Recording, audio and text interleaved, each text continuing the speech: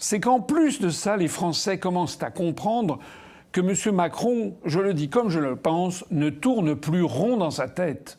Il a dit lui-même, et ça a été répercuté dans quelques médias, qu'il avait, il y a 15 jours, paraît-il, traversé une dépression très grave. Et il a même dit qu'il y a un mois, dit-il, il devait faire le travail de tout le gouvernement, Premier ministre compris. Alors, ce sont quand même des déclarations hallucinantes. D'abord, je rappelle que le président de la République n'est pas là pour faire le travail du gouvernement. C'est quasiment un coup d'État ce qu'il dit. Parce que normalement, on sépare dans la Constitution le devoir et les tâches du président de la République des fonctions du gouvernement et du Premier ministre. D'ailleurs, comment peut-on être raisonnable et raisonné lorsqu'on est un président de la République de claironner à ses collaborateurs qu'il fait le travail de tout le gouvernement et également du Premier ministre? Comment peut-on même se laisser aller à dire à un journaliste qu'il a traversé une très grave dépression voici 15 jours? Alors de deux choses l'une, soit c'est vrai, mais à ce moment-là, les dépressions, ça ne dure pas 15 jours. Une dépression très grave, ça dure plusieurs années. Soit ce n'est pas vrai, mais à ce moment-là, ça veut dire que nous avons affaire à un mythomane, quelqu'un qui est capable de raconter absolument tout et n'importe quoi. Est-ce que c'est raisonnable? Est-ce que vous imaginez, je m'adresse ici aux personnes qui ont plus de 60 ans, est-ce que vous imaginez Charles de Gaulle prenant en tête-à-tête un journaliste en disant « Vous savez, j'ai une dépression très grave depuis 15 jours ». Est-ce qu'un chef d'État dit cela? Non. À la limite, certains pourront dire « Bon, c'est simplement, il avait peut-être un petit peu trop bu ou il s'était peut-être injecté une substance », parce que tout le monde ne parle que de ça, donc autant le dire. Tout le monde le dit en France que M. Macron est addict à la cocaïne. Alors c'est vrai, c'est pas vrai, je n'en sais rien, mais c'est un fait que tout le monde ne parle que de ça. La question qui se pose, c'est que ça se traduit aussi par ses actions en matière internationale, et ces actions complètement délirantes. Je trouve très étrange que ces gens soient contre les frontières nationales. Ils sont francophobes, en fait.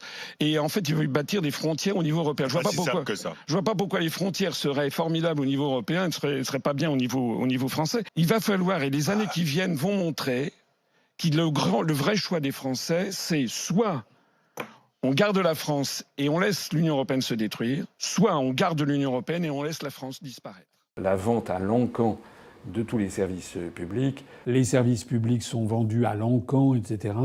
Et les Français qui suivent cette affaire se rendent compte que notre pays est en train d'être vendu à l'encan. Soit des machines-outils, soit etc. Le revendre à l'encan, bénéficier d'être public au passage. La vente à l'encan de tout le patrimoine français, de centaines de châteaux dans le Bordelais à la Chine, de Technip aux États-Unis, le TGV aux Allemands, etc. Remède de cheval qui s'est traduit d'ailleurs par une paupérisation profonde de la population grecque, par la vente du patrimoine public à l'encan. Il a tout détruit, et puis que Boris Yeltsin a continué, et que Boris Yeltsin a vendu à l'encan toute une série de patrimoines publics, d'entreprises, etc., notamment à ces fameux oligarques qui auraient fait énormément d'argent dessus.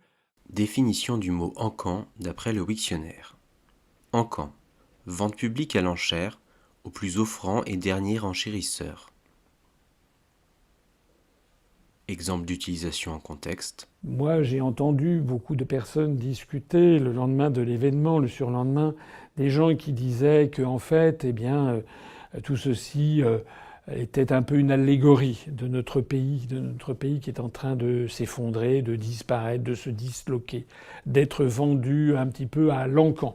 De fait, lorsque l'on voit que Macron a accepté la vente du TGV à l'Allemagne, la rapine des Américains sur Jake Alstom, la mainmise des Américains sur Technip, le fait que les intérêts chinois ont acheté plus de 120 vignobles dans le Bordelais, ont racheté des centaines d'hectares dans la Beauce, rachètent des forêts de chênes qu'ils vont ensuite envoyer en Chine pour y être travaillés.